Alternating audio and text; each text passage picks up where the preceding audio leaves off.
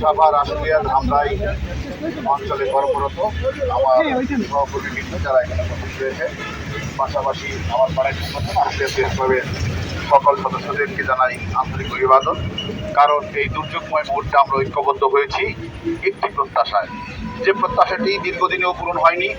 সেই সাগররুনি হত্যাকাণ্ড থেকে শুরু করে যদি এক সাগররুনি হত্যাকাণ্ডের দৃষ্টান্তমূলক বিচার হতো, এই এক বছরেও যদি সাগররুনি হত্যাকাণ্ডের একটি উল্লেখযোগ্য বিচারের ব্যবস্থা প্রণয়ন করা হতো, তাহলে হয়তো আজকে নৃশংসভাবে এই টুইনকে হত্যাকাণ্ডের শিকার হতে হতো না। আপনারা বলছেন সংস্কার কমিটি গঠন করা হয়েছে বা গণমাধ্যম সংস্কার আইন প্রণয়ন করা হবে।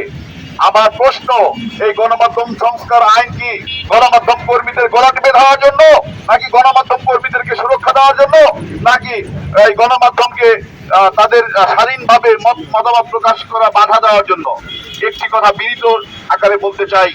একটু আগে আমার সহকর্মী শ্রদ্ধেয় বড় ভাই লাইজু আহমেদ চৌধুরী বলে গিয়েছেন, যেটি হচ্ছে বাংলাদেশে একটি প্রেস কাউন্সিল রয়েছে, যে সেই প্রেস কাউন্সিলটি অকার্যকর অবস্থায় পড়ে আছে।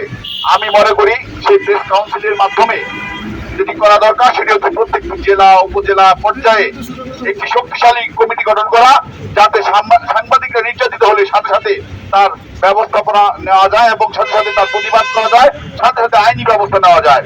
তাই আমি এই সরকারকে বলতে চাই, আপনারা এখানে অধিষ্ঠিত হয়েছেন একটি প্রত্যাশায়, সেটি হচ্ছে নতুন বাংলাদেশ গড়ার লক্ষ্যে, সেটি হচ্ছে ন্যায্যতা দেওয়া ব্যক্তির জন্য, সেটি হচ্ছে মূলত যে জিনিসটি হচ্ছে আমাদের সবচেয়ে বেশি দরকারি হয়ে পড়েছিল, যে মূলত স্বজনপ্রিয়তা এবং দুর্নীতি, একই সাথে সাংবাদিক কর্মীদেরকে স্বাধীনভাবে সংবাদ প্রকাশ করতে দেওয়ার স্বাধীনতা।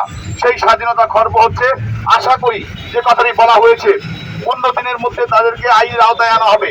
আমি ন্যায্যহীন ভাষায় বলতে চাই, 15 দিন বুঝি না, 15 মাস বুঝি না, আজকের পর থেকে কোন সাংবাদিকের শরীরে আচরণ নতুনের কথা কোন সন্ত্রাসী যেন তাকাতেও না পারে, সেই ব্যবস্থা সরকারকে নিতে হবে।